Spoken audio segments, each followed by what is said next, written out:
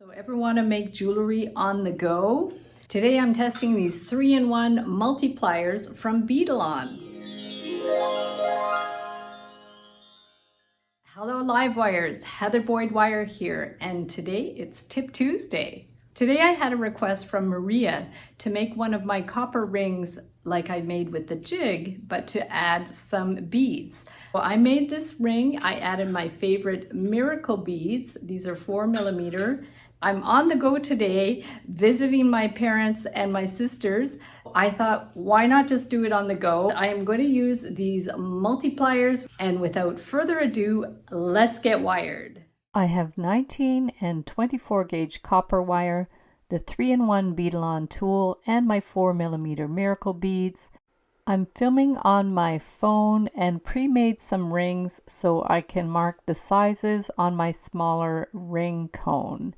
This is a wooden ring cone. I usually use my stepped wooden ring mandrel.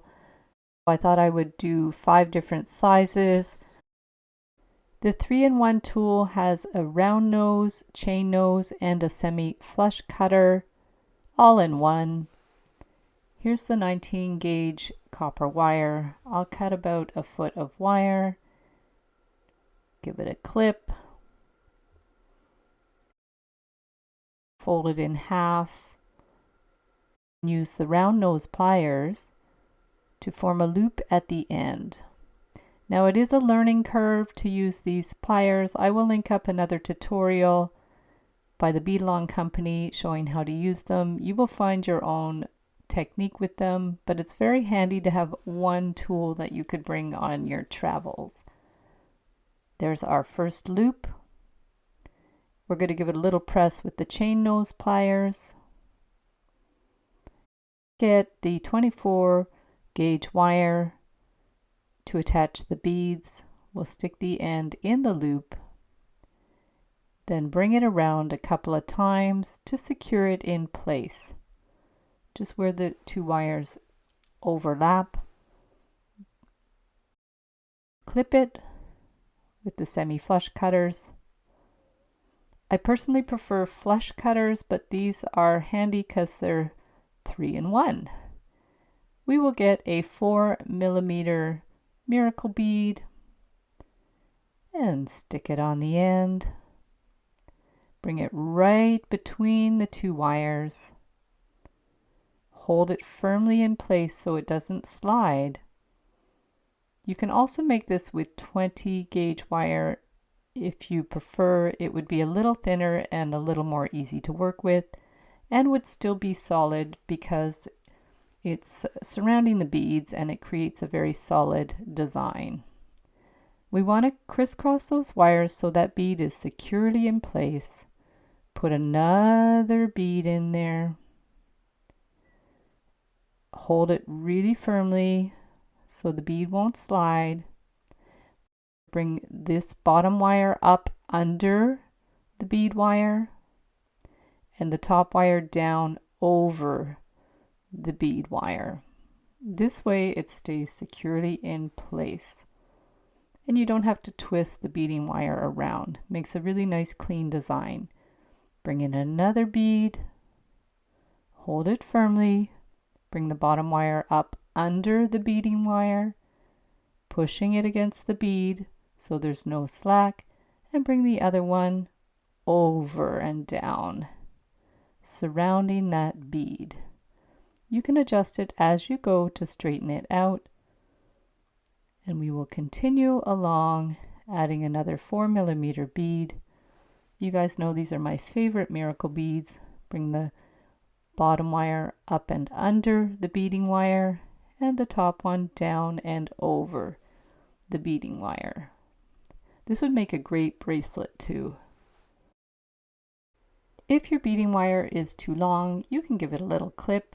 I picked up this tape measure at a local blues festival. First time using it, I found it in my purse. I also picked up this ginormous potato, which was delicious.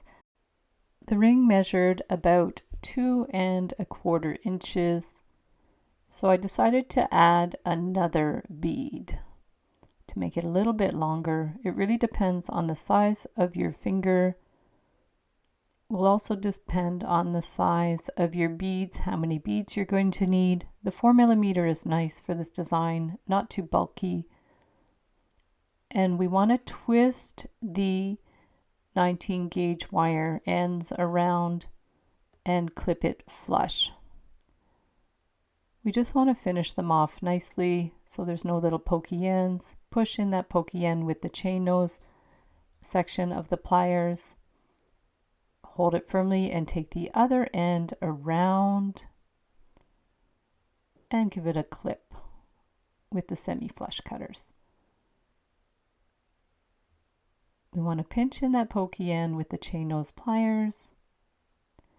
And from there we are going to form it by hand into a curved formation. Bring it around. Use your thumbs to push out the curve. Bring it right around so the ends will connect.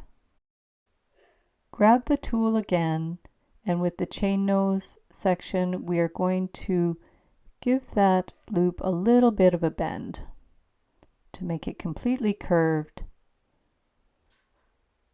Take the end of the 24 gauge wire and put it through the loop.